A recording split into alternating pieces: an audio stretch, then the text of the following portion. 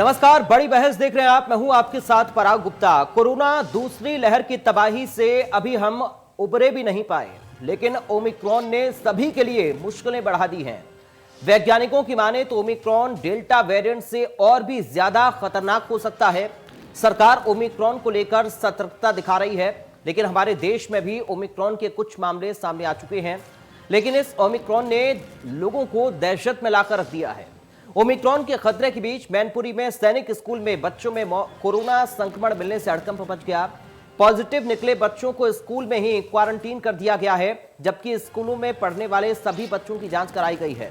लेकिन कोरोना के इस नए वेरिएंट ने लोगों के दिलों दिमाग में कितना असर और कितना प्रभाव डाला है, उसका अंदाजा इसी बात से लगाया जा सकता है कि कानपुर के कल्याणपुर में एक शख्स ने अपनी पत्नी और 2 बच्चों की हत्या कर खुद भी खुदकुशी कर ली। रामा मेडिकल कॉलेज में डॉक्टर के पद पर तैनात सुशील सिंह ने जो सुसाइड लेटर में लिखा है वो और भी भयानक है। उन्होंने ओमिक्रॉन को भयानक बताते हुए लिखा कि ओमिक्रॉन वेरिएंट किसी को नहीं छोड़ेगा और इस नए वेरिएंट के कारण डिप्रेशन का शिकार हो गया हूं, इसलिए मैं अपने परिवार को खत्म कर रहा हूं। ओमिक्रॉन के इस खतरे को देखते हुए सभी को सतर्कता बरतनी होगी, इसलिए आज हम ये समझने की कोशिश करेंगे कि आखिर ये ओमिक्रॉन वेरिएंट कितना खतरनाक है और इससे बचाव के क्या क्या तरीके हो सकते हैं।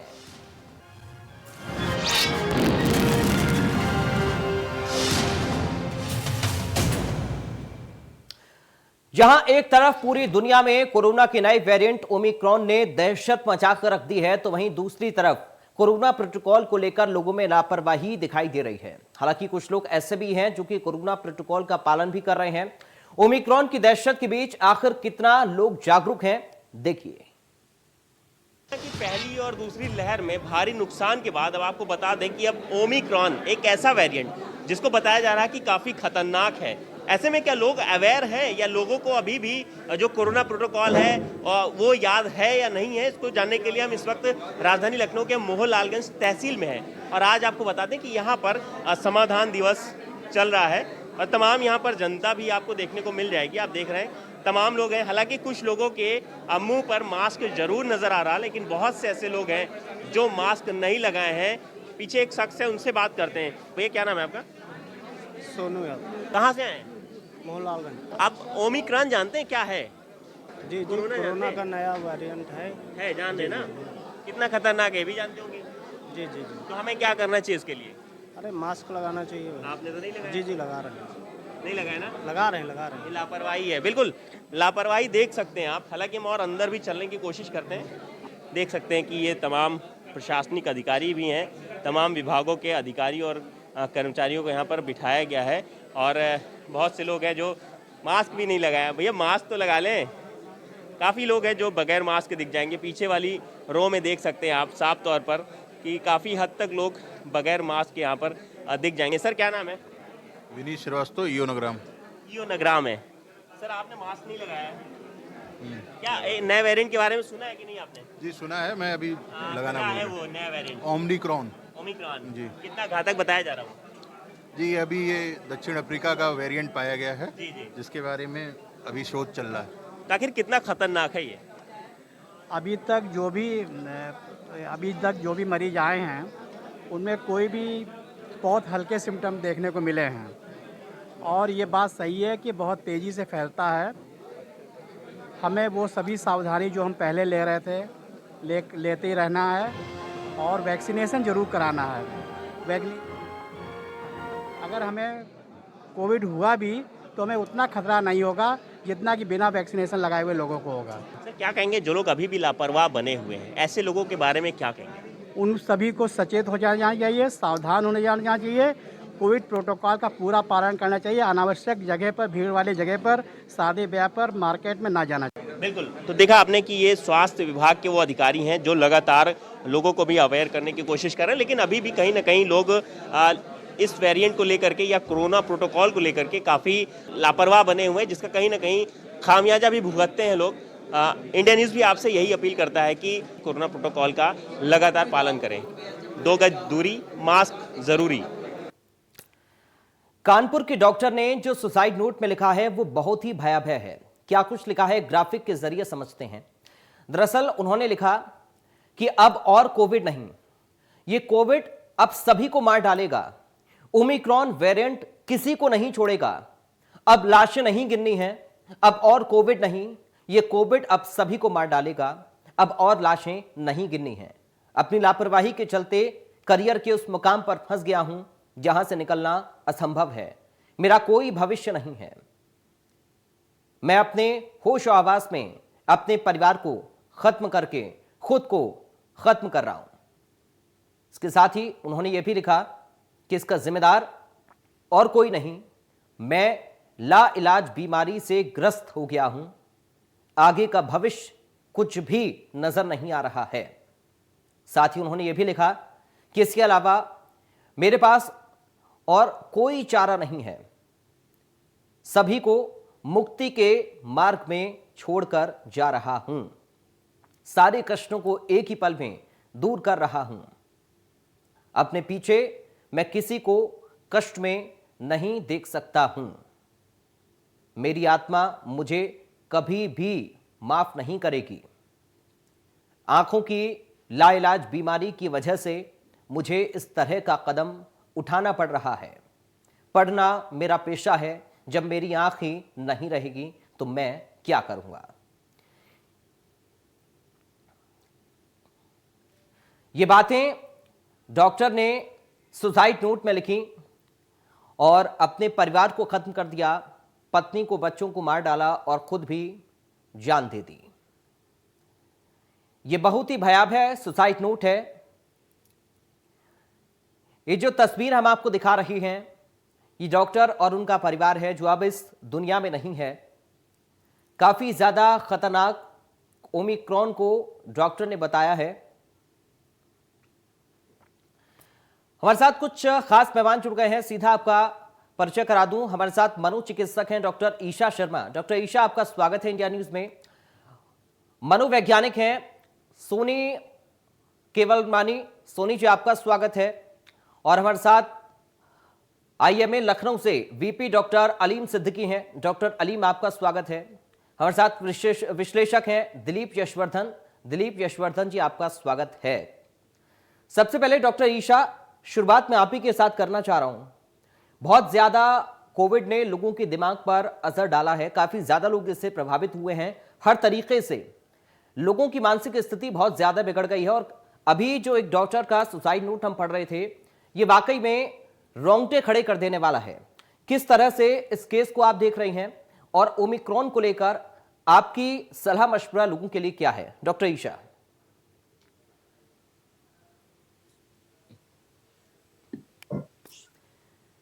चलिए, लगता है डॉक्टर ईशा तक हमारी आवाज नहीं जा रही है। सोनी जी, आपको मेरी आवाज मिल रही है? हाँ जी, आप मुझे सुन सकते हैं? जी सोनी जी, अगर आपने मेरा सवाल सुना हो तो मैं चाहूंगा उसका जवाब आप दें। Thank you. आपने बिल्कुल सही कहा। ये जो घटना हुई है कानपुर में, ये सच में डराने वाली है। और इस तरह की बातें कॉमन इसलिए भी हो रही हैं अब क्योंकि ये तीसरी बार है जो हम अब शायद इस बीमारी का सामना, भगवान करे ना करे, लेकिन करने जा रहे हैं। सबसे बड़ी बात जो मानसिक स्थिति को लेके हमें ध्यान देनी होगी वो ये है कि कोई भी चीज जब हमें पता नहीं होती है, हमें नहीं पता कि पहली वेव के बाद क्या होना था, हमें नहीं पता दूसरी के बाद क्या होना था, ये जो अनजानापन, ये जो अननोन है, ये इसका डर है। दूसरी बात, इस तरीके की प्रॉब्लम से वो लोग ज्यादा परेशान होंगे जिन लोगों की लाइफ में और भी दिक्कतें हैं। जैसे इस केस में भी हमने सुना कि डॉक्टर साहब की आंखें में प्रॉब्लम था। तो अगर कोमोर्बिडिटी मतलब और भी चीजें, और भी प्रॉब्लम्स चल रही हैं जिस और चीजों से भी वो डील कर रहे हैं, आई एम श्योर, अभी हमें पता नहीं है, बट इनके साथ और साइकोलॉजिकल इश्यूज जरूर रहे हैं जो अभी शायद पता नहीं लग पाए। और उसकी वजह से एक तरीके से एक पॉइंट आ जाता है जिसके बाद इंसान गिव अप करता है। हम ये हालात तब पहुंचते हैं जब हम अपनी मेंटल हेल्थ को लेके बिल्कुल भी सतर्क नहीं होते हैं, जो इंडिया में बहुत कॉमन है।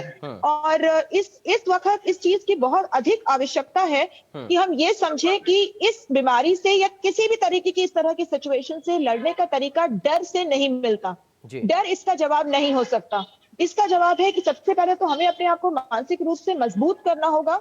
उस मजबूती के साथ हमें सबसे पहले यह ध्यान देना होगा कि हम क्या कर सकते हैं, क्या नहीं कर सकते। ज्यादातर प्रॉब्लम इसलिए होती है कि हमें लगने लगता है कि हमारे हाथ में कुछ नहीं है, चेकिंग जैसा कि इस नोट में मिला। जी। तो जब हम हम इस चीज का एहसास करते हैं कि बातें हमारे हाथ में हैं, ऐसा बहुत कुछ है जो हम अभी संभाल सकते हैं। और अगर हम डेटा को सही से देखें, मीडिया भी हमें हमेशा ये सतर्क करता आ रहा है, ये बताता आ रहा है कि इससे मृत्यु दर कम है। हम लोग क्या करते हैं, हमेशा उस चीज पे गौर करने लगते हैं जो बहुत ज्यादा नेगेटिव है, हम उस चीज पे गौर नहीं करते हैं जो पॉजिटिव है। तो एक बैलेंस्ड व्यू जरूरी है। इस बैलेंस्ड व्यू तक पहुंचने के लिए हमें अपनी मानसिकता को सही करना होगा। हमें समझना होगा कि जब हमें लगे कि हमें इस तरह के सिम्टम्स दिख रहे हैं, घबराहट हो रही है, एंजाइटी हो रही है, परेशानी हो रही है, रास्ता नहीं समझ में आ रहा, तो मनोचिकित्सक से संपर्क करें। हम सबके सब ऑनलाइन है या फेस टू फेस है, तैयार है इस चीज से निपटने के लिए। हमने जब वेव 1 का टाइम था, 2 का टाइम था, तब भी हम लोगों ने पूरी तरीके से लोगों की मदद करने की कोशिश की। और आपकी इंडिया न्यूज के जरिए मैं फिर से एक बार अपील करना चाहूंगी, प्लीज सामने आइए, हम लोग आपके लिए हैं। किसी भी समस्या का हल सुसाइड नहीं है जी। तो वो समस्या आपके लिए नहीं, औरों के लिए भी बढ़ाता है और एक डर को और ज्यादा उत्पन्न करता है। तो प्लीज सामने आइए, अपनी मेंटल हेल्थ के लिए प्रति जागरूक होइए और हमारे पास सॉल्यूशंस हैं। ये अंत नहीं है, ये शायद एक बेहतर शुरुआत हो सकती है जब आप अपनी मेंटल हेल्थ पे ध्यान देना शुरू करें। ठीक है डॉक्टर अलीम। शुक्रिया। डॉक्टर अलीम, सोनी जी ने जिक्र किया नेगेटिविटी और पॉजिटिविटी का। एक बार फिर से वो नकारात्मकता क्या लोगों के जहन में आ रही है और वो बैलेंस बिगड़ रहा है क्या एक बार फिर से मानसिक संतुलन लोगों का, इसको कैसे हम सुधारें, कैसे लोगों को अवेयर करें और कैसे लोगों को ये समझाएं कि हमें इसे नकारात्मकता के तौर पर नहीं बल्कि सकारात्मक सोच के साथ इसके साथ रहना होगा। जी, इम्पोर्टेंट क्वेश्चन। आई थिंक इसमें थोड़ी सी जनरल चीजें मैं जोड़ूंगा। जब भी हम किसी सुसाइड जैसी घटना को कवर करते हैं तो उसके कुछ मापदंड हैं, कुछ गाइडलाइंस है जो हमें फॉलो करनी चाहिए। जैसे कि हमें मोस्टली फोकस करना चाहिए सुसाइड प्रिवेंशन पे, ना कि बहुत ज्यादा उस सुसाइड के डिटेल्स में जाने के लिए, क्योंकि एक चीज होती है कॉपी कैट सुसाइड। तो ये इस चीज का हमको एज अ जो लोग भी पैनल में बैठे हैं, जो मीडिया पर्सन है, सबको इसका थोड़ा सा ध्यान रखना चाहिए। दूसरी बात, नेगेटिविटी और पॉजिटिविटी का जो सबसे सही एक तरीका होगा वो होगा सही सूचना पाना और सही बैलेंस में रहना। पैनिक और प्रिकॉशन, आप एक एक्सट्रीम में है कि आपने इतना डर गए कि आपने पैनिक होना शुरू कर दिया, और प्रिकॉशन ये हुआ कि आप बैलेंस्ड वे में सूचनाओं को कलेक्ट कर रहे हैं, सही सोर्सेस से कलेक्ट कर रहे हैं, उसको ओवर इंटरप्रेट या अंडर इंटरप्रेट नहीं कर रहे हैं। जो थ्रेट, जितनी थ्रेट है उसको उसी मात्रा में परसीव करें। तो ये ओवर और अंडर वैल्यूएशन जो है ये जजमेंट को गड़बड़ करता है, और जब हमारा सोचने समझने का, फैसला लेने का यानी कि जजमेंट गड़बड़ाता है, फिर उल्टे सीधे फैसले व्यक्ति लेना शुरू कर देता है। तो सही जानकारी, सही स्रोतों से जानकारी, और जो फेक न्यूज चल रही हैं और जो सेंसेशनलाइजेशन है, इसको थोड़ा सा रोकना चाहिए। जैसे कि ओमिक्रॉन वेरिएंट के बारे में एग्जैक्ट सूचना तो अभी भी आनी बाकी है, लेकिन अगर हम पुरानी वेव्स के कंपैरिजन में देखें तो अभी तक ये डेल्टा वेव से लेस घातक माना गया है, कम घातक माना गया है। अभी कुछ दिन पहले भी इस पर डिस्कशन शायद कल परसों या हो रहा था। सो इसकी प्रोबेबली ट्रांसमिशन ज्यादा होगा, एक व्यक्ति से दूसरे में जल्दी फैलेगा, लेकिन ये उतना घातक नहीं होना चाहिए जितना डेल्टा था। जब भी कोई एपिडेमिक आगे चलती है तो जो बाद की वेव्स होती हैं उसमें इन्फेक्टिविटी ज्यादा होती है, उसमें डेडलीनेस, जो उनका जो घातकपन है वो कम हो जाता है, और धीरे धीरे करके ये जैसे सीजनल फ्लू के जैसा कि कहीं कहीं होने लगता है। तो ये एक कोर्स एवोल्यूशन है। तो ओमिक्रॉन से अभी तक इतना पैनिक होने की जरूरत नहीं है जितना दिखाई दे रहा है। लेकिन अब वो भी कहावत है कि दूध का जला छाछ को फूक फूक के पीता है। तो इतने हम लोगों ने बुरी घटनाएं देखी हैं कि प्रोबेबली शायद हम लोग थोड़ा सा ओवर रिएक्ट भी कर रहे हैं। तो ओवर रिएक्ट नहीं करना है, प्रिकॉशन को बनाए रखना है। जो पुरानी प्रिकॉशन थी वही लागू रहेगी। वैक्सीनेशन पूरा कराएं, मास्क लगाएं, दूरी बनाए रखें और भीड़ ना जमा करें। ठीक है डॉक्टर ईशा, एक बार फिर से वही सिचुएशन लोग याद कर रहे हैं, वही स्थिति को याद करके फिर से वही पैनिक वाली सिचुएशन क्रिएट हो रही है। जैसा कि अभी डॉक्टर अलीम जिक्र कर रहे थे, अभी हमें ओमिक्रॉन को लेकर पूरी तरह से जानकारी नहीं है, और वो ये भी बता रहे हैं कि हो सकता है तेजी के साथ फैले लेकिन इतना असरदार ना हो। लेकिन फिर भी लोगों के जहन में क्या वही नेगेटिविटी एक बार फिर से आ रही है? जी हाँ, जैसे नए वायरस की कोई न्यूज आती है उसी तरह से ये होता है कि लोगों के मन में एक नेगेटिविटी, पास्ट रिकलेक्शन जो पिछली वेव में हुआ, जिन लोगों ने देखा इतना लॉस हुआ है, उन लोगों के मन में एक नेगेटिविटी और एक फियर आने लगता है। एक्चुअल सिचुएशन आने से पहले ही दिमाग में एक फियर आ गया है कि वेव कैसी होगी, कितना अफेक्ट करेगी, कितनी डेडली होगी। ये सब फियर से लोग एंटिसिपेट करते हैं नेगेटिवली कि बुरा ही होगा। पिछली बार से अब जब दूसरी जो फर्स्ट वेव थी उससे सेकेंड वेव घातक थी, तो ये थर्ड है तो बुरी ही होगी। ये अजम्पशंस बना के सब लोग चलते हैं। जैसे डॉक्टर अलीम ने कहा कि इंफॉर्मेशन जो आप कलेक्ट करें वो सही सोर्सेज से हो और उसको अंडर ओवर इवैल्यूएट करने की जरूरत नहीं है। जितनी नॉलेज आपके पास है, जितना ऑथेंटिक सोर्सेज से हमारे पास नॉलेज है, जैसा कि डॉक्टर अलीम ने बताया, मैं फिर से एम्फेसाइज करूंगी, अभी तक जितनी भी इंफॉर्मेशन आई है वो यही है कि इन्फेक्टिविटी वायरस की ज्यादा होगी, मतलब फैलेगा जल्दी, मगर उसका जो डेडलीनेस है या इम्पैक्ट है, वो सिम्टम्स की सिवियरिटी है, वो डेल्टा वेव से कम मानी जा रही है। इसलिए इम्पोर्टेंट ये है कि हम अपने प्रिकॉशंस मेंटेन करें, अपने आप को मेंटली मजबूत रखें कि अगर हमको कोई प्रॉब्लम भी होती है तो हम कैसे स्टेबल रहें फिजिकली और मेंटली, क्योंकि अगर हम मेंटली ही पहले से वीक हो जाएंगे तो हम फिजिकली भी उन प्रॉब्लम्स को नहीं हैंडल कर पाएंगे, ना ही अपनी और ना ही अपने आसपास के लोगों की। So balance, positivity, precautions. ठीक है दिलीप यशवर्धन जी, अभी एक रिपोर्ट हमने चलाई थी अपने संवाददाता की, आपने देखा हो तो उसमें कुछ सरकारी पद पर बैठे हुए लोग भी हैं जो कोविड का, उनकी गाइडलाइन का, प्रोटोकॉल का पालन नहीं कर रहे हैं। मास्क एक ऐसी वस्तु है जो कोई महंगी नहीं है, जिसके लिए हमें कुछ सोचने समझने की जरूरत नहीं है, कोई कड़ी मशक्कत हमें उसके लिए नहीं करनी है। वो लोग मास्क तक नहीं लगा रहे थे, तो आम लोगों को हम क्या समझाएं अब? दिलीप जी, देखिए, कोरोना का प्रकोप हम लोग पिछले 2.5-3 साल से देख रहे हैं, इसलिए डरना जरूरी है, लेकिन इतना डरना भी जरूरी नहीं है कि हम मौत से पहले मर जाएं। ये आध्यात्मिक बात कही जाती है कि लाभ हानि जीवन मरण जस अबजस विधि हाथ। जो ईश्वर के हाथ में है वो सारी चीजें ईश्वर के हाथ में है, लेकिन जो प्राकृतिक चीजें हैं, जो हमारा शरीर है, ये प्रकृति के पंच तत्वों से मिलकर के बना है, और ये तत्व अगर शुद्ध रहेंगे, प्राकृतिक रूप से शुद्ध रहेंगे, तो हमारा शरीर भी शुद्ध रहेगा और हमारा दिमाग भी शुद्ध रहेगा।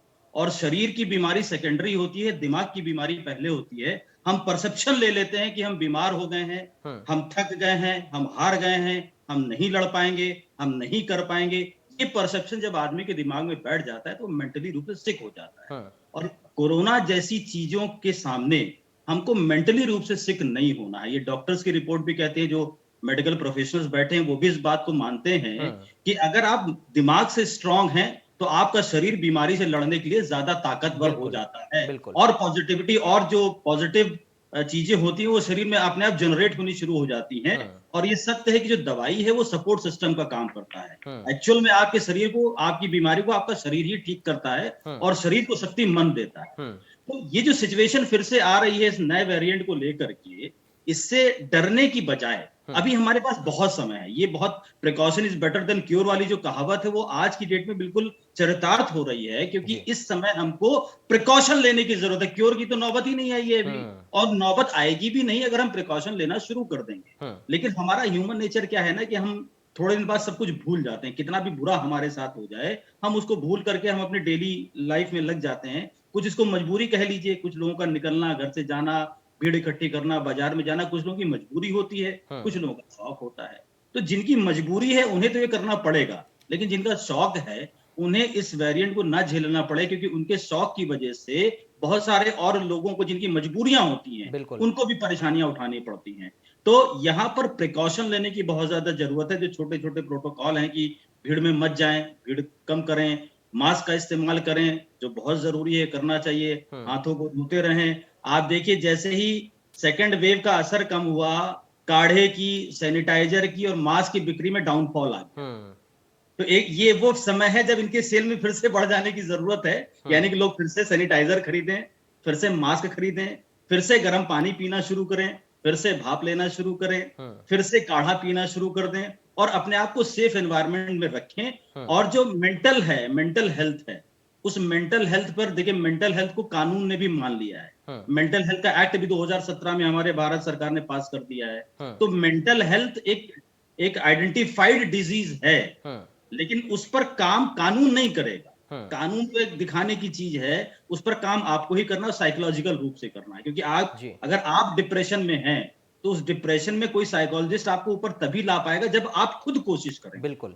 तो वो खुद कोशिश आपको करते रहनी है, खुद हिम्मत आपको बनाए रखनी है। और जैसा कि डॉक्टर साहब की चिट्ठी अभी आप पढ़ रहे थे, उनके डिप्रेशन का कारण ये बीमारी, ये कोरोना वायरस से ज्यादा उनकी आंखों की प्रॉब्लम, वो प्रॉब्लम थी, उस पर उन्होंने एड ऑन कर दिया कि कोरोना आ जाएगा तो मैं सर, होता क्या है कि जो ह्यूमन टेंडेंसी होती है, जो साइकोलॉजिस्ट बैठे वो शायद मेरी बात से सहमत होंगे कि हमारी नेगेटिव सोचने की टेंडेंसी ज्यादा होती है।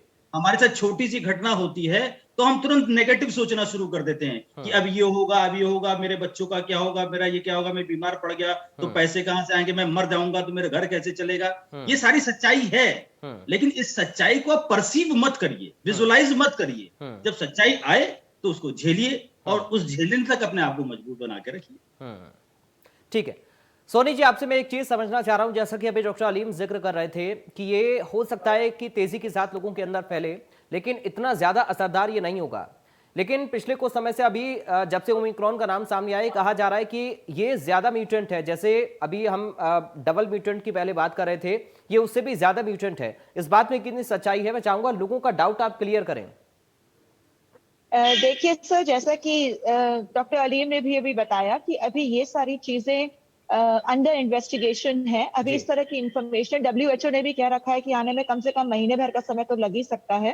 और उससे ज्यादा अभी ये इम्पोर्टेंट है कि जो इन्फॉर्मेशन, जैसे कि मेरे पहले जो 3 लोगों ने बोला और बहुत सही बोला कि जो इन्फॉर्मेशन हमारे पास अभी अवेलेबल है, हम जो कुछ भी करें जो उसके हिसाब से करें और पैनिक ना फैलाएं। क्योंकि देखिए, मेंटल हेल्थ को डाउन करने का सबसे अच्छा तरीका है फियर फैला दो। किसी भी तरीके का डर आपको मानसिक रूप से बहुत कमजोर कर देता है, और वही चीज को हमें यहाँ पे संभालना है। हमें अब की बार वो पैनिक नहीं होने देना है, क्योंकि पैनिक का ही नतीजा है कि इंसान अपनी जो रोजमर्रा की प्रॉब्लम है उससे भी टूट जाता है, फिर एक लिमिट आ जाती है। जैसे मैंने पहले भी कहा, डॉक्टर साहब के केस में जिन्होंने अपने आप को खत्म कर लिया, उनकी भी एक तरह से लिमिट आ गई थी कि इसके आगे तो मैं कुछ नहीं झेल सकता। तो वही चीज है सर कि जब तक हमारे पास पूरी इंफॉर्मेशन अभी अवेलेबल नहीं है, तो हम ऐसा हो सकता है पे ना जाए, फैक्ट्स को देखें। और एक तो सर बहुत सारी वीडियो, बहुत सारे व्हाट्सएप मैसेजेस, बहुत सारे फेसबुक के टैग्स आप लोग देखेंगे जिसमें ऐसी इंफॉर्मेशन फैलाई जाती है जिसमें रत्ती भर भी सच्चाई नहीं होती है, लेकिन डर बहुत ज्यादा फैलाया जाता है। गवर्नमेंट पे भरोसा रखें, अपने मीडिया पे भरोसा रखें, इस तरह के चैनल्स पे भरोसा रखें जो सही इंफॉर्मेशन आप तक पहुंचाते हैं, और किसी भी इंफॉर्मेशन को मान लेने से पहले देखें कि उसमें कितनी सच्चाई है। फियर से बचे, अपने आप को साइकोलॉजिकली, मानसिक रूप में बहुत ज्यादा मजबूत करने की जरूरत है।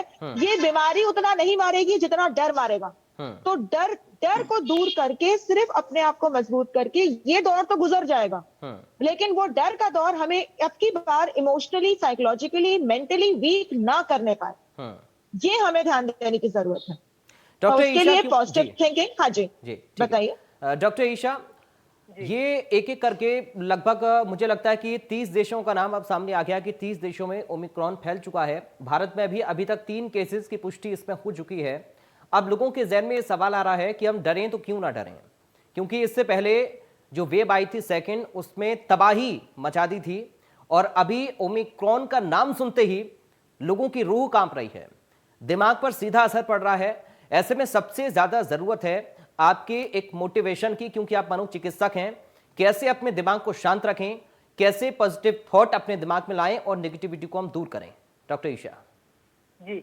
सबसे पहले और सबसे इम्पोर्टेंट चीज तो है जी, जो दहशत या फियर फैल रहा है वो अभी तो कुछ हुआ ही नहीं, अभी ये अजम्पशंस के बेसिस पे फैल रहा है।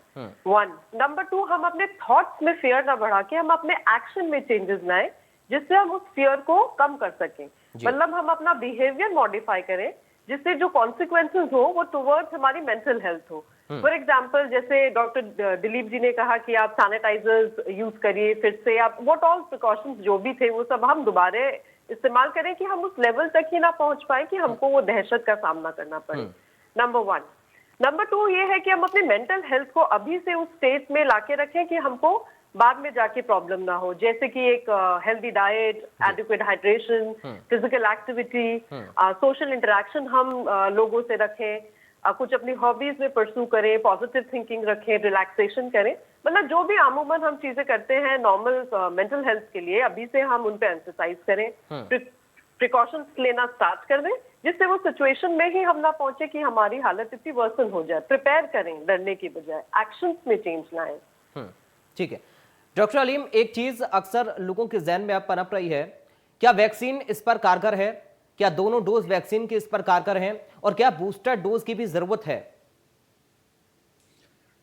जी, अगेन बात वही है कि जब तक किसी चीज का एविडेंस नहीं है, इसको हम पक्के तौर पे नहीं कह सकते हैं। वैक्सीन प्रोबेबली काम करना चाहिए, लेकिन वैक्सीन एस्केप का फिनोमेना भी नोट किया गया है। तो शायद ये कारगर होगी, पार्शियली कारगर होगी। तो लेकिन अगर वैक्सीन नहीं लगवाने से तो बहुत बेहतर है कि वैक्सीन लगवाएं। तो जो भी हमारे पास वैक्सीन अवेलेबल है, जो भी आपके एरिया में अवेलेबल है, उसको लगवाना ही है, उसमें कोई कंफ्यूजन नहीं है। बिल्कुल, चाहे वो कारगर हो, चाहे वो पार्शियली कारगर हो, तो भी हमें हेल्प तो मिल ही रहा है। तो वैक्सीन लगाना बहुत जरूरी है। दूसरा क्वेश्चन आपका क्या था, मिस हो गया मैं। Sir booster dose. Booster dose पे अभी कंसेंसस हमारे यहाँ नहीं है, बट यूएस और यूरोपियन कंट्रीज में बूस्टर डोज स्टार्ट कर दिया गया है। जी। तो हो सकता है यहाँ भी बूस्टर डोज की जो डिस्कशंस चल रहे हैं, उसका हम सोचते हैं कि अगर बूस्टर डोज अलाउ होता है तो प्रोबेबली बेहतर होगा। शायद कर्नाटक गवर्नमेंट ने ऐसा बोला है कि जो फ्रंटलाइन वर्कर्स हैं उनके लिए बूस्टर डोज कंसिडर किया जाए। ऐसी कम्युनिकेशन सेंट्रल गवर्नमेंट को गई है। दिलीप जी, ये तो बहुत जरूरी है कि लोगों में जागरूकता खुद से ही रहे, क्योंकि हमें कोई समझाने तो आएगा नहीं। हम छोटे बच्चे तो हैं नहीं, हम बच्चों को समझा सकते हैं, लेकिन बड़ों को कौन समझाए? ये तो खुद से ही समझने की जरूरत है। मगर इन सब के बीच में मैं चाहूंगा आप थोड़ा इस पर भी प्रकाश डालें कि प्रशासनिक स्तर पर किस तरह की और जिम्मेदारियां अब प्रशासन की बढ़ गई हैं, जिनको अब लोगों तक पहुंचाने की बहुत ज्यादा जरूरत है। देखिए, सत्यता ये है, अगर आप प्रशासनिक लेवल पर बात करेंगे तो मैं एक चीज बहुत स्पष्ट शब्दों में आपसे और आपके माध्यम से जो भी आपके व्यूअर्स हैं चैनल के, उनसे कह दूं कि उत्तर प्रदेश में 2022 के विधानसभा चुनाव और चुनावी एक्टिविटीज किसी भी कीमत पर रुकेंगी नहीं। कोरोना का प्रकोप बढ़े, चाहे डेंगू बढ़े, चाहे मलेरिया बढ़े, चाहे कुछ भी बढ़े, चुनाव अपनी चरम सीमा पे पहुंच के रहेगा। चुनावी रैलियां होंगी, चुनावी सभाएं होंगी, जनसभाएं होंगी, लोगों का मिलना जुलना चालू रहेगा। तो जो लोग पॉलिटिक्स से जुड़े हुए हैं वो इन एक्टिविटीज में इन्वॉल्व रहेंगे, लेकिन जो लोग पॉलिटिक्स से नहीं जुड़े हुए हैं उनको अपने आप को बहुत ज्यादा बचा करके रखना है। और जो सरकारी जो एडमिनिस्ट्रेशन है, वो एडमिनिस्ट्रेशन कोशिश करेगा कि कंट्रोल हो, क्योंकि कोई भी सरकार ये नहीं चाहती है कि उसके रिजीम में कोई भी ऐसी घटना हो जिससे जनता उससे बढ़ के और उसको वोट ना दे। तो जाहिर सी बात है कि वर्तमान सरकार भी ये नहीं चाहेगी, लेकिन वर्तमान सरकार के सामने चुनाव लड़ना भी एक मजबूरी है। उसको अपोज करने के लिए अपोजिशन की भी मजबूरी है कि वो पूरे दमखम के साथ मैदान में उतरे। और आज का जो दमखम है वो प्रजातंत्र का मायने आदमी ने सिर गिराने को ले लिया है कि अगर मेरी रैली में भीड़ नहीं है इसका मतलब मैं कमजोर हूं। किसी नेता के पीछे अगर 2000 आदमी नहीं खड़ा हो रहा है इसका मतलब वो नेता पॉपुलर नहीं है, क्योंकि किसी भी नेता को अपने काम पे भरोसा नहीं है। वो या तो जाति का नाम लेके क्षेत्रीय समीकरण बैठा करके वो किसी ना किसी तरीके से भीड़ जुटा करके अपनी ताकत दिखाने की कोशिश करता है, और वो इस बार भी होगी। तो ये आम जनता को समझने की बहुत ज्यादा जरूरत है कि सरकार क्या कर रही है, इससे मत जाइए आप। सरकार का काम अच्छा है, सरकार की तैयारी अच्छी है, बुरी है, क्यों करना? मैं फिर कह रहा हूं कि precaution is better than the cure. तो अभी हमारे पास प्रिकॉशन के लिए इनफ टाइम है।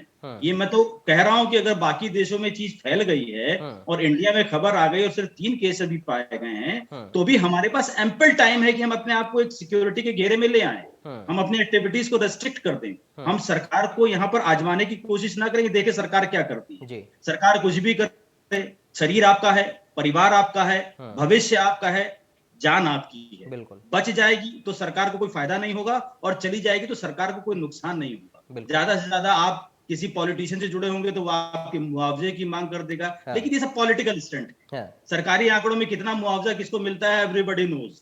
ठीक, ये सारी चीजें मैं यहाँ पर ये कहता हूं कि आपको किसी को आजमाने की जरूरत नहीं, सिर्फ अपने आप को मजबूत करने की जरूरत है। आप किसी सरकारी तैयारी पर मत जाइए। कितने हॉस्पिटल बन गए हैं, कितने ऑक्सीजन प्लांट लग गए हैं, कितने डॉक्टर्स की टीम खड़ी गई है। डॉक्टर्स भी इंसान है और उनके भी काम करने की एक शक्ति है। जब इस तरह की पैंडेमिक्स आती है तो हम डॉक्टर्स से बहुत ये अज्यूम करते हैं डॉक्टर काम करे, हॉस्पिटल काम करे। अरे साहब, वो भी तो इंसान है ना, वो भी, उसका भी परिवार है। बिल्कुल। डरता तो डॉक्टर भी है ना, ऐसा तो नहीं कि डॉक्टर के मेंटल प्रेशर नहीं होता है, लेकिन वो हमसे ज्यादा मजबूत होते हैं, इसलिए वो अपने आप को कंट्रोल कर ले जाते हैं, वो सिचुएशन को समझते हैं। लेकिन हमें भी अनड्यू प्रेशर किसी के ऊपर नहीं डालना है। हमें ये कोशिश करनी कि हॉस्पिटल में भीड़ ना जाने पाए, ऑक्सीजन की कमी ना होने पाए। उसके लिए बेहतर तरीका है कि जो पर्यावरण ने ऑक्सीजन दे रखा है, सुबह 1 घंटा बैठ के प्राणायाम करिए, बहुत सारा ऑक्सीजन आपकी बॉडी में चला जाएगा। किसी प्लांट की जरूरत नहीं पड़ेगी, जो नेचुरल प्लांट्स लगे हुए हैं, उनके थ्रू आप बहुत सारा ऑक्सीजन ले सकते हैं। बिल्कुल। और अगर उनसे ऑक्सीजन लेंगे तो आपको आर्टिफिशियल प्लांट की जरूरत नहीं पड़ेगी। तो प्रिकॉशन का बहुत एम्पल समय है। गब्बर सिंह ने कहा है कि जो डर गया वो मर गया। तो अगर आपको मरना नहीं है तो आपको डरना नहीं, डरिए मत, अपने आप को फिजिकली और मेंटली तैयार करिए, बहुत समय है आपके पास। ठीक है सोनी जी, अभी जो ओमिक्रॉन को लेकर हम लोग रिसर्च कर रहे हैं और ये समझने की कोशिश कर रहे हैं कि आखिर ये है क्या, कितना पावरफुल है, कितना ज्यादा लोगों को प्रभावित कर सकता है, अभी तक की रिपोर्ट्स क्या कहती हैं और आगे कितना और समय लग सकता है इसको समझने में? जैसे कि मैंने आपको पहले भी बताया सर, अभी इस तरह के सवालों का जवाब देना बहुत मुश्किल है क्योंकि ये इन्फॉर्मेशन अभी हमारे पास पूरी तरीके से अवेलेबल नहीं है। तो इस तरह के सवालों को उठाए जाने से भी सर कभी कभी गलतफहमियां फैल सकती हैं क्योंकि कुछ इन्फॉर्मेशन कोई बिना किसी सबूत के या बिना किसी प्रॉपर इन्वेस्टिगेशन के आपको दे सकता है। तो मेरे हिसाब से सर बिल्कुल सही ये होगा कि हम अभी सही रिपोर्ट आने का वेट करें। जो हमारे साइंटिस्ट जितना भी वर्क कर रहे हैं, जिसको फर्दर इन्वेस्टिगेशन चल रहे हैं, उसके लिए हमें इंतजार करने की जरूरत है। जो सही डेटा हमारे पास आता है सिर्फ वही हमें गाइड कर सकता है सर, क्योंकि इस तरीके का सोच से निकला हुआ डेटा किसी की मदद नहीं करेगा। तो अभी इस सवाल का जवाब सर देना अभी बहुत जल्दबाजी होगी बिकॉज पूरी दुनिया इसी सवाल से जूझ रही है। तो ये सवाल अभी हम वक्त पे छोड़ देते हैं और अभी सिवाय उस पे ध्यान देते हैं जो हम कर सकते हैं। जवाब कुछ भी हो सर, कंप्लीट करिए आप। नहीं, मैं वही कह रही थी कि जवाब इस आपके सवाल का कुछ भी हो, तैयारी हमें पूरी रखनी है। बिल्कुल, ये बेहतर है। डॉक्टर ईशा, एक मनोदशा लोगों की बन गई थी पिछली वेव में, जब सेकंड वेव का हम सामना कर रहे थे कि ऑक्सीजन की जरूरत पड़ी तो क्या होगा, बेड की जरूरत पड़ी तो क्या होगा, अचानक से हमारी तबीयत खराब हो गई और अस्पताल में हमें जगह नहीं मिली तो क्या होगा। इसको लेकर बहुत ज्यादा लोगों ने ऑक्सीजन इकट्ठा कर लिया अपने पास, बेड पहले से बुक करा लिए गए और इंजेक्शंस, दवाइयां, वो सारा स्टॉक लोगों ने करके रखा और उसकी वजह से ही ये सिचुएशन क्रिएट हुई कि लोगों में ऑक्सीजन लोगों तक नहीं पहुंच पाई जिनको असल में जरूरत थी। ऐसी मनोदशा को बदलने के लिए हम क्या करें, कैसे लोगों को समझाएं कि इस बार कम से कम ऐसी पैनिक वाली सिचुएशन क्रिएट ना हो? देखिए, सबसे ज्यादा इम्पोर्टेंट इस समय ये है कि अवेयरनेस क्रिएट किया जाए। सबसे ज्यादा अवेयरनेस क्रिएट करने के लिए ये है कि आपके माध्यम से, इंडिया न्यूज के माध्यम से या और न्यूज चैनल के माध्यम से लोगों तक की बात पहुंचाई जाए कि क्या सिवियरिटी होती है इन्फेक्शन की, कितने लोग एक्चुअली सिवियर इन्फेक्शन से अफेक्ट होते हैं, कौन हाई रिस्क ग्रुप्स होते हैं, किनको एक्चुअली इतनी मेडिसिन की या इतनी इंटेंसिव केयर की जरूरत पड़ती है। क्योंकि पिछले पैंडेमिक में भी, पिछले वेव में भी जैसे आपने कहा कि जिन लोगों को जरूरत नहीं थी उन्होंने होर्डिंग कर लिया था और एक्चुअली जहाँ पे जरूरत थी वहाँ अवेलेबिलिटी ही नहीं थी।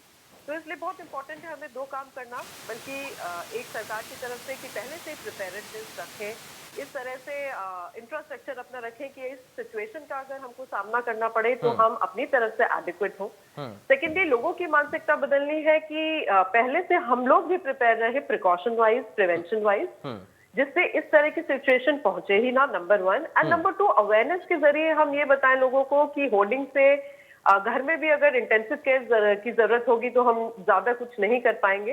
इसलिए जहां एडिक्वेट सप्लाई होना चाहिए, जहां डॉक्टर्स हैं, जहां पेशेंट्स का इंटेंसिव केयर हो सकता है, वहां रिसोर्सेज हमारे ठीक से अवेलेबल हो। और ये खाली न्यूज चैनल या सोशल मीडिया, इस सब माध्यम से ही फैलाया जा सकता है। अवेयरनेस से ही लोगों को ये उनकी रिस्पॉन्सिबिलिटी रियलाइज करवाई जा सकती है। ठीक है, अलीम सिद्दीकी जी, पिछली बार हमने देखा था लखनऊ में काफी ज्यादा विकट स्थिति हो गई थी, हालांकि समय के साथ उसमें सुधार भी हुआ, लोगों को ट्रीटमेंट भी बेटर मिला, लेकिन अभी के लिए क्या कुछ इंतजाम आप लोगों की ओर से किए गए हैं और जो अलग से कोविड मरीजों के लिए व्यवस्थाएं और जो अरेंजमेंट हमने किया हुआ था, क्या अभी वो सारी व्यवस्थाएं अभी भी तैयार हैं? अगर कोई सिचुएशन ऐसी बनती है तो हम लोग पहले से प्रिपेयर हैं क्या? जी, अनऑफिशियली मैं ये कहना चाहूंगी, जो भी तैयारी उस समय की थी उससे बेहतर तैयारी है अभी, क्योंकि एक तो हम लोग कैसे इलाज करना है, शुरू के फेज में कैसे इलाज करना है, बाद के फेज में कैसे इलाज करना है, तो ये प्रोटोकॉल सब पहले से ज्यादा क्लियर हैं। पेशेंट अगर क्रिटिकल हो रहा है तो उसको हमको कैसे मापना है, क्या इलाज देना है, तो ये चीजें क्लियर हैं। दूसरी, बहुत सारे हॉस्पिटल्स ने ऑक्सीजन प्लांट लगा लिए हैं, ऑक्सीजन कैसे आएगी इसका हमारे पास एक रिहर्सल तरीके का है, तो पिछली बार से काफी बेहतर तैयारी मैं कहूंगा है। जो भी डॉक्टर्स हैं वो ज्यादा अवेयर हैं कि कौन से प्रोटोकॉल्स अप्लाई करने हैं। सो पिछली बार के कंपैरिजन में मैं तो ये कहूंगा कि बेहतर है, और जहां तक अभी तक खबर मिल रही है कि ओमिक्रॉन उतना घातक नहीं होगा, तो प्रोबेबली हॉस्पिटल पे बर्डन उतना नहीं आना चाहिए। और इसमें जस्ट एक चीज और जोड़ूंगा कि लास्ट वेव में हम लोगों ने आईएमए की तरफ से एक अपना डॉक्टर्स टू डॉक्टर्स एक ग्रुप बनाया था, जिसमें कि सारे डॉक्टर्स को कलेक्ट किया, जो भी सूचना, क्योंकि बहुत सारे आदमी डॉक्टर्स भी कंफ्यूज हो रहे थे, तो कुछ एक्सपर्ट्स के जरिए D2D जो एक्सपर्ट 4-5 एक्सपर्ट्स हमने एलोकेट किए, जो सही सूचना थी वो सारे डॉक्टर्स को बताएं, और डॉक्टर्स हम लोगों ने जो लोग घर में जिनका इलाज हो सकता है, यानी क्या होता है कि जैसी हल्की सी सांस फूली, आदमी दौड़ के अस्पताल पहुंच गया और वहां पर भीड़ लग गई, तो उसमें जो क्रिटिकल मरीज है वो परेशान हो रहा है, जो नॉन क्रिटिकल है वो भी वहां लाइन में लगा हुआ है। तो हम लोगों ने कोशिश ये करी थी कि जिसको भी टेलीफोन के जरिए, व्हाट्सएप के जरिए प्रोटोकॉल्स कुछ बना दिए थे कि जो उसको घर में ही इलाज आप कर लें। तो ये डॉक्टर्स को हमने ट्रेन कर दिया, सारे डॉक्टर्स को, किसी भी स्पेशलिटी के हों। जैसे मैं साइकेट्री का हूं तो मुझे भी ट्रेन कर दिया कि भाई इतना इलाज कब तक करना है, ये क्राइटेरिया, इतना ऑक्सीजन फॉल हो रहा है या इतनी सांस फूल रही है, तो फिर उसको आप अपर लेवल के लिए रेफर करिए। सो इस तरह के बहुत सारे अनौपचारिक हम लोगों ने प्रयास किए थे आईएमए की तरफ से, जिससे हमें काफी मदद मिली थी। ठीक है दिलीप जी, सोशल मीडिया एक ऐसा माध्यम है जिसके जरिए लोगों को अवेयर भी किया जा सकता है, और सोशल मीडिया एक ऐसा माध्यम है जिसके जरिए अफवाह भी बहुत जल्दी से फैलाई जा सकती है। इस अफवाह से कैसे बचें? देखिए, सोशल मीडिया का जो पहला आपने रीजन बताया है कि उससे लोगों को अवेयर किया जा सकता है, एक्चुअली में सोशल मीडिया का काम यही है जी, बट उसका यूज वो हो रहा है जो आपने सेकंड फेज में कहा कि उससे लोगों को डराया जाता है। और ये काम भी कुछ लोग करते हैं, कुछ लोगों को मजा आता है लोगों को डराने में। कुछ लोग, जैसे कहा जाता है कि in India every person is a consultant. आप किसी से किसी विषय पे बात कर लीजिए, वो आपको 5 राय विद एग्जांपल दे देगा। वो डॉक्टर नहीं लेकिन 5 दवाइयां आपको तब भी बता देगा, वकील नहीं तब भी आपको 4 धाराएं कानून की गिना देगा।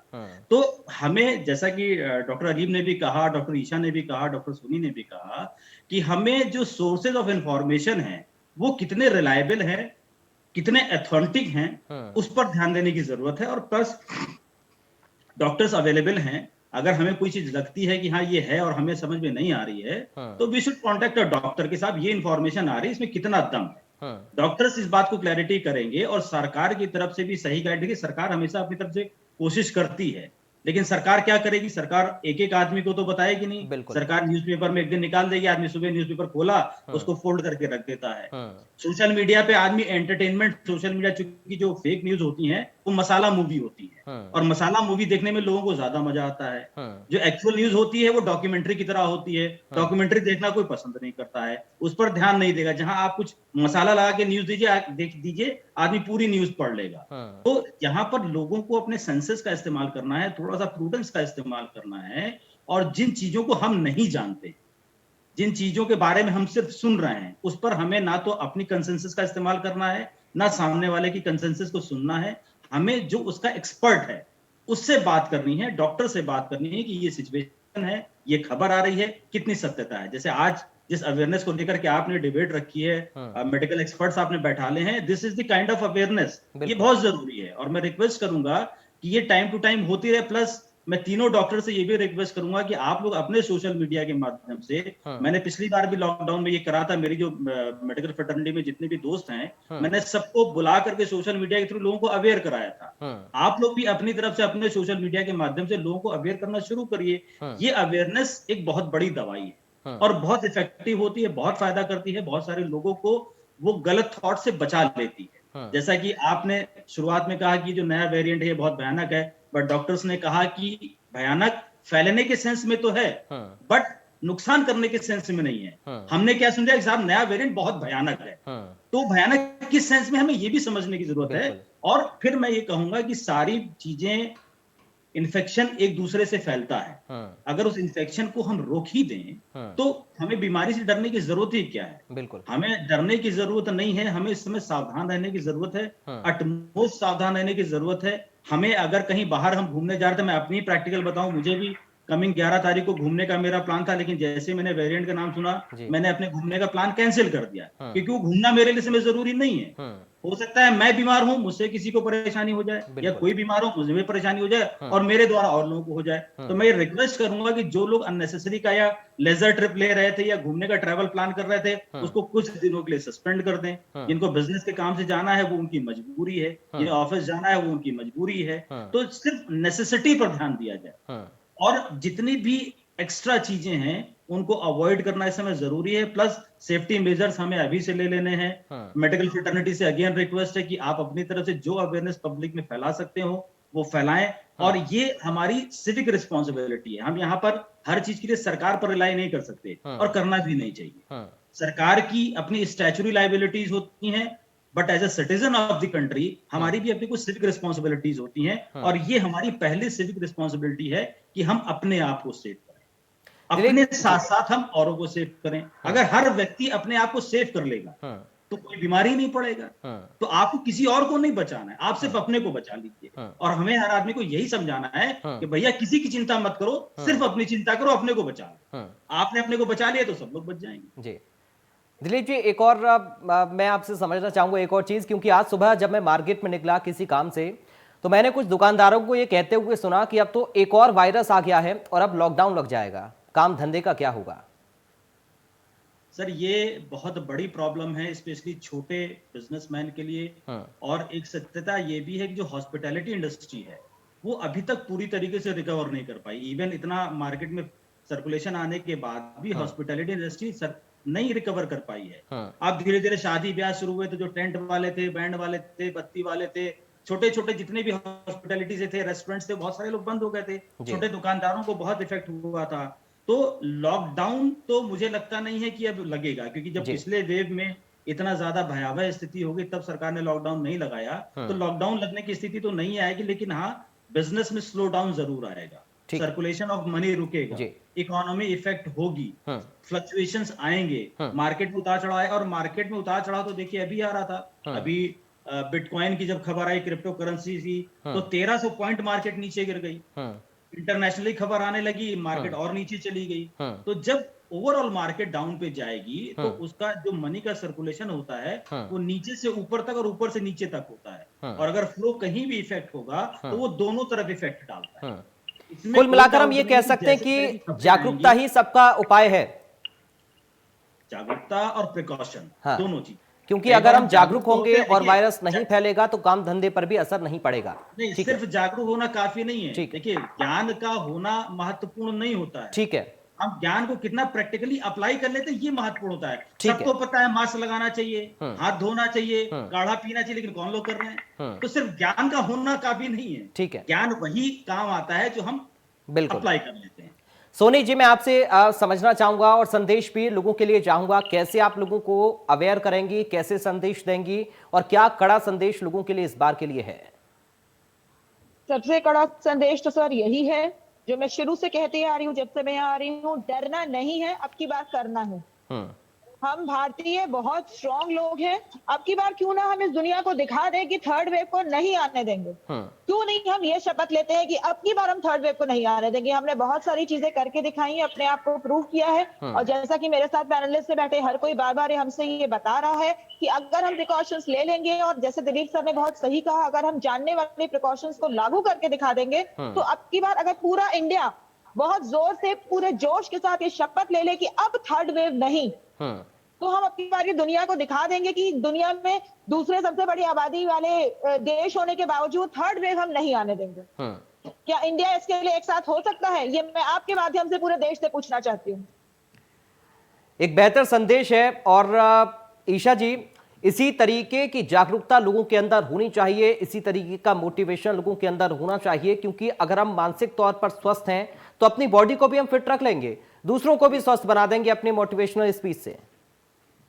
डॉक्टर ईशा जी बिल्कुल, हम लोगों को बस ये ध्यान रखना है कि इससे पहले सिचुएशन इतनी खराब हो कि हम उसको हैंडल नहीं कर पाए, हम पहले से प्रिकॉशंस ले, अवेयरनेस रखें, एक्शन ले। जैसे कि डॉक्टर सोनी ने कहा, डरना नहीं है, करना है। तो अभी तो सिचुएशन इतनी खराब हुई ही नहीं है कि जब हम कुछ कर ना सके। अभी से हम अपनी प्रिपेयर्डनेस रखें, अभी से हम करना स्टार्ट करें, प्रिकॉशंस ले अवेयरनेस फैलाना स्टार्ट करें कि उस सिचुएशन में हम जा ही नहीं। और दूसरी बात यह है कि हर पर्सन अगर अपनी रिस्पॉन्सिबिलिटी ले, जैसे दिलीप जी ने कहा, हर इंडिविजुअल अगर अपनी रिस्पॉन्सिबिलिटी लेगा कि हमको बच के रहना है और हमको सारे प्रिकॉशंस लेने हैं और ये पूरा ध्यान रखना है कि हम इस वेव को ना फैलने दें, तो कोई ऐसा चीज ही नहीं है जो इसको ना रोक सके। अगर हर इंडिविजुअल रिस्पॉन्सिबिलिटी लेगा और इसकी रोकथाम में कंट्रीब्यूट करेगा तो कोई भी वेव आने से रोकी जा सकती है। ठीक है डॉक्टर अलीम, मैं आपसे मेडिकल अरेंजमेंट को लेकर अब कुछ समझना चाहूंगा। क्या हमारे पास भरपूर अरेंजमेंट हैं और क्या इस बार कोई चुनौती आप लोगों को नजर आती है? डॉक्टर्स के सामने क्या कोई और चुनौती इस बार हो सकती है या फिर पिछली चुनौतियों से सबक लेते हुए हमने भरपूर इंतजाम कर लिए हैं प्रशासनिक स्तर पर भी, मेडिकल के क्षेत्र में भी? सारी चीजों को लेकर मैं चाहूंगा ओवरऑल आप अपना कमेंट दें इस पर। जी, ओवरऑल कमेंट ये है कि पहले से तैयारी बेहतर है। जो कमियां हमको बार बार जो पूरे इस सीरीज जो रन हुआ इसमें जो मिली थी उसको पूरी करने की फुल प्रयास किया गया है, पूरी कोशिश करी गई है जी।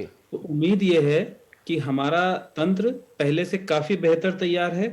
हमारे डॉक्टर और मेडिकल स्टाफ पहले से ट्रेंड हैं। पहले जो बीमारी आई थी वो बिल्कुल नई बीमारी थी। अब जैसे जैसे वेव आएगी तो हम भी उस बीमारी का बिहेवियर समझ रहे हैं और उसको उस हिसाब से रिएक्ट कर रहे हैं, उसका हम उपाय कर पा रहे हैं।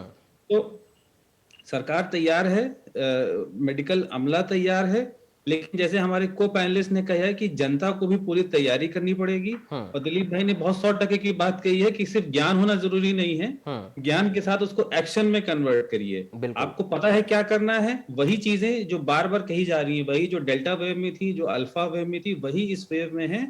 मास्क लगाइए, दूरी बनाए रखिए, अननेसेसरी ट्रेवल और भीड़ अवॉइड करिए और वैक्सीनेशन को पूरा करिए। बच्चों के लिए सर अब क्या आप कोई प्रिकॉशन बता सकते हैं? क्योंकि ये भी कहा जा रहा था शुरुआत में जब सेकेंड वेव का आखिरी समय था कि अगर थर्ड वेव आती है तो बच्चों पर इसका असर हो सकता है। हालांकि सारी चीजें हम हो सकता है पर डिपेंड रखें ये भी अच्छा नहीं है, लेकिन फिर भी आपकी तरफ से कोई राय बच्चों के लिए? जी, बच्चों के लिए कहा जा रहा था ऐसा क्योंकि बच्चे वैक्सीनेटेड नहीं थे, 18 साल से कम में वैक्सीनेशन अलाउड नहीं था, तो ये एक कयास था कि अगर वेव आती है तो बच्चों में इफेक्ट ज्यादा होगा।